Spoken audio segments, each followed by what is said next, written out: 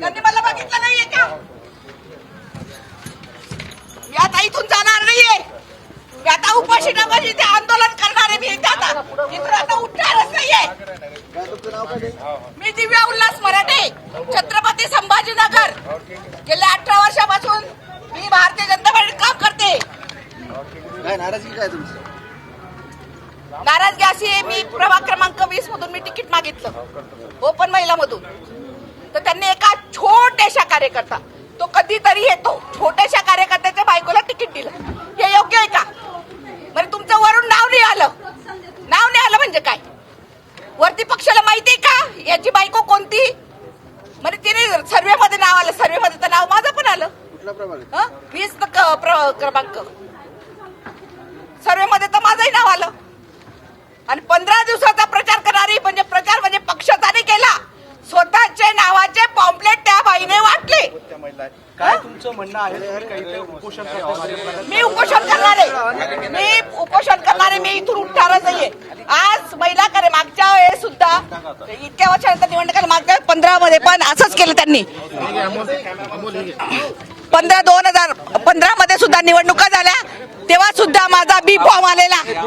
माझा बी फॉर्म जर पळवत असतील, मी दिव्या उल्हास मराठे. माझं तिकीट कापलंय म्हणजे मला एक म्हणायचंय, कार्यकर्त्या ज्या आहेत त्या नुकत्याच आलेल्या नाहीयेत. एक तर तुम्ही चुकी ही करतात, बाहेरच्या पक्षातले लोक घेतायत. त्याच्यानंतर ही जी महिला आहे, ही एकदम छोट्या कार्यकर्त्याच्या महिला तुम्ही तिकीट दिलंय का? तुम्ही अन्याय करतात. माझ्यावर 18 केसेस आहेत, अजून केसेस आहेत, अजून 3 केसेस अजून बाकी आहेत. मग सावे साहेब, कराड साहेब यांना माझा प्रश्न आहे, तुम्ही जर 18 वर्ष झालेल्या कार्यकर्त्याला डावलत असाल तर ही योग्य पद्धत नाहीये तुमची वागण्याची.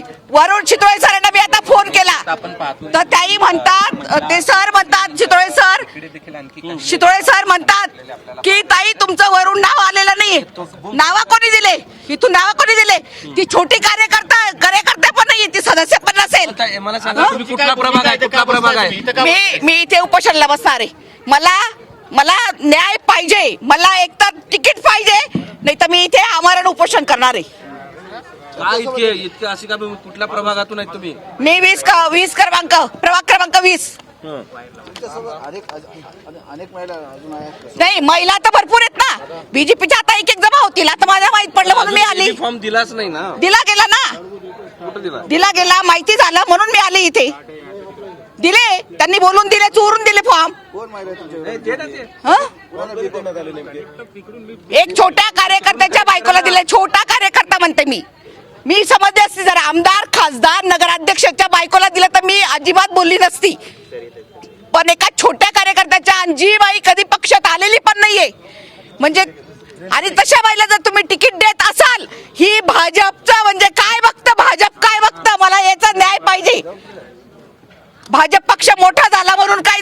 आता हे जुने कार्यकर्ते लढलेत, 18 केसेस आमच्यावर, म्हणून पक्ष मोठा झालेला आहे. आम्ही पक्षात काही नसताना तिथे आम्ही हजर होतो. पक्षात जेव्हा कमी पक्ष वाढला नव्हता. या ठिकाणी पुन्हा एक महिला नाराज आहेत. काय नाराजी आहे? काय नाराजी आहे तुमची? माझे मिस्टर 10 ते 15 वर्षापासून पक्षाचे काम करताय. यांनी निवडणुकीच्या वेळेस पण साहेबांच्या एकनिष्ठेने कामं केले. आणि हे आज ज्या लोकांनी त्यांच्याशी गद्दारी केली आहे निवडणुकीच्या दरम्यान पण, आणि असे पण जे लोकांचं पक्षात काही काम नाही, आज त्या लोकांना हे करताय. तुमच्या मिस्टरांचं नाव काय आणि ते पक्षाचं काय काम करायचं? मंडळ उपाध्यक्ष होते ते. जे त्यांनी कामं सांगितले ते त्यांनी म्हणजे पूर्ण इमानदारीने निष्ठेने कामं केले त्यांनी. तुम्ही बोललायत का कोणाला तुमचा जो अन्याय झालाय तो? अन्याय झालाय हा एक प्रकारे. हिंदू मतदारसंघ असून, हिंदू लोकांचं हे असून, हिंदू लोकांचा प्रचार करत असताना हे अशा लोकांना हे प्रोत्साहन करताय का? गुन्हेगार असणाऱ्या हे करताय का? हे मला तिकीट नाकारला असेल तर कुणाला दिले? मग मी नाव नाही सांगू शकत. त्याचा मागचं पूर्ण यांनी वाड्यातल्या स्थानिक लोकांचा यांनी सर्वे केलेले का, त्यांचे यांनी विचार हे केलेले का? यांनी काय बघून त्यांना तिकीट दिलंय? हे म्हणताय आमच्यावरचे यांनी पातळीवरच्या लोकांनी यांनी स्थानिक नेत्यांचा विचार म्हणजे यांची राय घेतली नसेल का? वरच्या स्थानिक लोकांनी पण यांच्या म्हणण्यावरूनच तिकीट फायनल झाले असतील ना. तुमच्या सर्वेमध्ये नाव त्याचा एकच आमच्यापेक्षा एकच प्लस पॉईंट होता की तो अपक्ष उमेदवार होता. 2010 मध्ये मी पण इलेक्शन लढलेली आहे आणि आमच्यामुळे तो नुसतं 900 मतांनी निवडून आलेला आहे. 260 मते आम्ही घेतलेली होती. त्यावेळेस पण 15 वर्ष शिवसेनेचा नगरसेवक असताना तेव्हा पण आमचं तिकीट शिवसेनेत पण आमच्याशी अशीच गद्दारी झाली. तेव्हा पण मग आम्ही अपक्ष म्हणून निवडणूक लढलो. शिवसेनेचा 15 वर्ष लगातार नगरसेवक असताना आम्ही त्या नगरसेवकाला पाडलं आणि आमच्यामुळे दुसरा अपक्ष नगरसेवक तो आज निवडून आला. नुसते 900 मतांनी निवडून आला तो.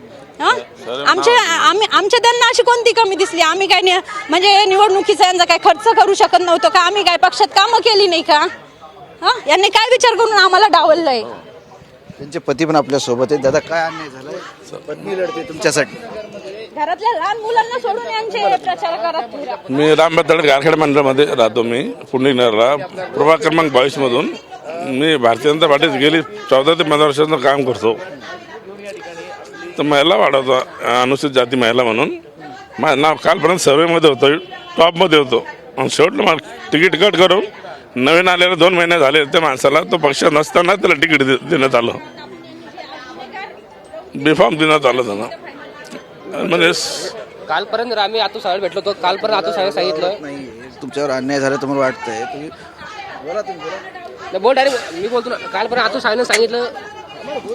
कालपर्यंत सकाळच्या बोल डायरेक्ट बोल. साळवे साहेबांना कालपर्यंत मला सांगितलं तुझं नाव टॉपवरती, तुझं नाव फायनल आहे म्हणून. आणि शेवटला आज बेफॉर्म दुसरा देण्यात आला. मी एवढं निष्ठेनं काम करणार भारतीय जनता पार्टीचा कार्यकर्ता आहे मी. शेवटला ते नवीन आलेला माणूस तो सदस्य नसताना, भाजपचा पदाधिकारी नसताना त्याच्या मिशनला तिकीट देण्यात आलं. त्याची मिसेस कधी आली नाही कधी कार्यक्रमात कुठे, त्यांना तिकीट देण्यात आलं. तुम्ही पक्षाचं कधीपासून काम करताय? मी गेले 14 ते 15 वर्षाचं काम करतो मी भारतीय जनता पार्टीत. अन्याय झाला वाटतं? अन्याय झालाय, खूप अन्याय झालाय, निष्ठावरती अन्याय झालाय. भारतीय जनता पार्टी निष्ठावरनं डावलं जाते, नवीन लोकांना तिकीट देण्यात येते. काय सांगितलं तुम्हाला तिकीट नाकारता? सर्वेमध्ये आहे बावनकुळे साहेबांना दिले म्हणे, वरतून आलेलं म्हणे नाव ते सर्वेमधनं.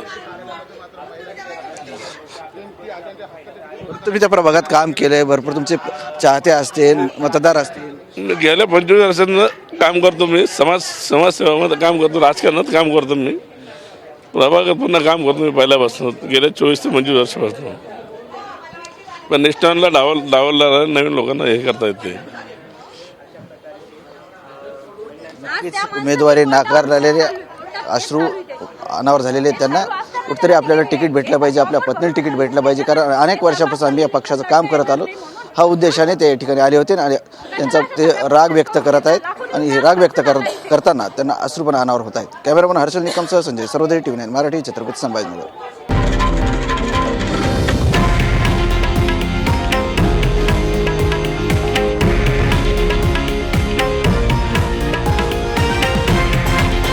हे आहे देशातील नंबर 1 न्यूज नेटवर्क आणि आपण पाहत आहात TV9 मराठी, एकमेव.